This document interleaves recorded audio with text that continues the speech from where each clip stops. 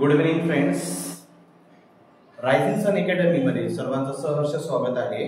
तर आज आपण इलेक्ट्रिक करंट या चॅप्टर वर जे न्यूमरिकल आहे रेझिस्टिव्हिटी कशी फाइंड करायची ते आज आपण बघणार आहोत. ओके, तर रेडी आहे सगळे?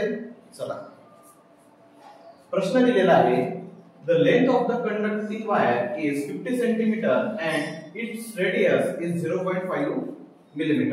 बघा, एक कंडक्टिंग वायर आहे ज्याची लेंथ आहे 50 सेंटीमीटर आणि त्याची रेडियस आहे 0.5 millimetre. Okay, if resistance is 30 ohm, what is the resistivity of its material?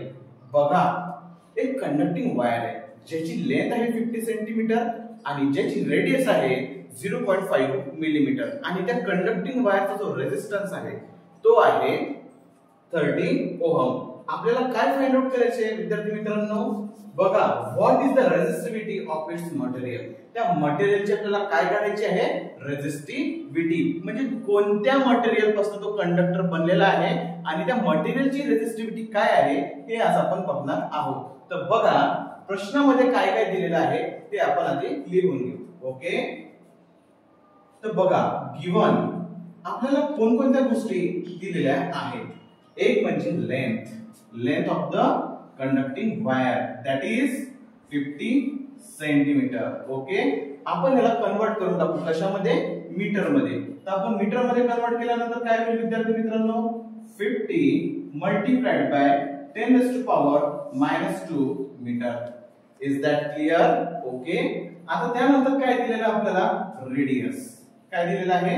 Radius किती दिलेली आहे? 0.5 मिलीमीटर. त्यालाच आपण कन्वर्ट करून काय लिहू शकतो विद्यार्थी मित्रांनो? बघा, 0. ओके, बघा काय लिहू शकतो आपण विद्यार्थी मित्रांनो? त्यांना 0.5 multiplied by 10 raised to power -3 metre. Okay, पण माहित आहे का विद्यार्थी मित्रांनो, जर फिगर हे राऊंड असेल, एकदम परफेक्ट असेल, 0 मध्ये नसेल, तर आपल्याला ते इक्वेशन सॉल्व्ह करायला सोपं जाईल. तर ओके, आपण याला आणखी कन्वर्ट करू, 0 रिमूव्ह करून टाकू. याला 5 multiplied by 10 raised to power -4 metre. Okay, याच्या दोन गोष्टी दिलेल्या होत्या त्या लिहून घेतल्या. आणखी काय काय दिलेलं आहे बघा. रेजिस्टन्स किती दिला आहे? Resistance is equal to 30 ohm. किती आहे? 30 ओहम. चला, तो गिवन झालेला आहे आपलं लिहून. तर बघा, त्यांनी काय फाइंड आउट करायला सांगितलं? रेजिस्टिव्हिटीचा तुम्हाला फॉर्म्युला माहिती आहे विद्यार्थी मित्रांनो?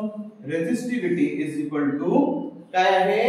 Resistivity is equal to RA upon L. Resistance multiplied by area upon length. पण बघा विद्यार्थी मित्रांनो, जर आपल्याला रेजिस्टिव्हिटी जर फाइंड करायची असेल तर त्यासाठी आपल्याला एरिया माहित असायला हवा. पण एरिया दिलेला आहे का? नाही. तर बघा कसं आहे, आपल्याला एरिया फाइंड आउट करायचा असेल आधी करावं लागेल. तर एरिया कसा आहे? कंडक्टर गोल आहे. कसा आहे?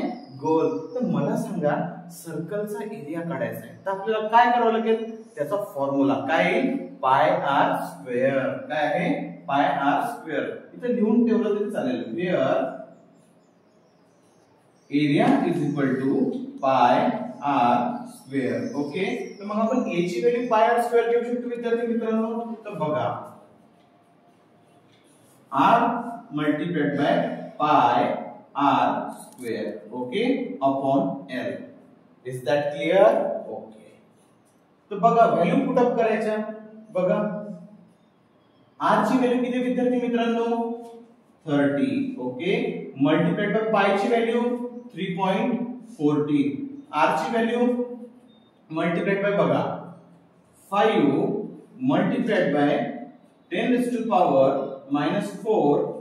त्याचा काय करायचं आपल्याला? स्क्वेअर. कारण कसं? आर चा स्क्वेअर आहे म्हणून त्याचा काय करायचं? ब्रॅकेटचा स्क्वेअर अपॉन काय करायचं? एल. लेंथ किती दिलेली आहे आपल्याला? 50 multiplied by 10 raised to power -2 metre. Okay, is that clear? इथपर्यंत ओके, सगळ्यांना समजलं? आता बघा पुढची स्टेप काय करायचं.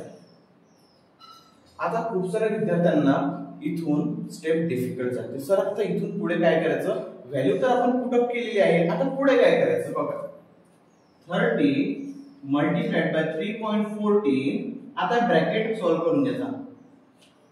याचा स्क्वेअर आहे ब्रॅकेटचा 5 चा स्क्वेअर किती येणार विद्यार्थी मित्रांनो 25 ओके मल्टिप्लाइड बाय 10 आता बघा अल्जेब्रा मध्ये एक रूल आहे बघा कसं करायचं जर स्क्वेअर काढायचा असेल तर याचं पॉवर सोबत मल्टिप्लाय करायचं 4 2 जा 8 म्हणजे इथं काय येणार -8 ओके आणि खाली काय दिलेलं आहे विद्यार्थी मित्रांनो 50 multiplied by 10 to power -2 okay ते ऍज इट इज लिहून घ्यायचं लिहिलं ओके आता पुढील स्टेप बघा पुढची स्टेप बघा इथपर्यंत समजलं असेल ओके आता पुढे काय करायचं बघा सिंपल आहे इथं जर आपण कोणाला रिड्यूस करू शकतो का बघा 25 1 जा 25 25 2 जा 50 इज दॅट क्लियर ओके 2 1 जा 2 आणि 2 15 जा 30 इज दॅट क्लियर विद्यार्थी मित्रांनो आता उरलेलं काय विद्यार्थी मित्रांनो बघा इथं -2 ओके मग आपण इथे लिहू शकतो काय काय उरलेलं आहे बघा 15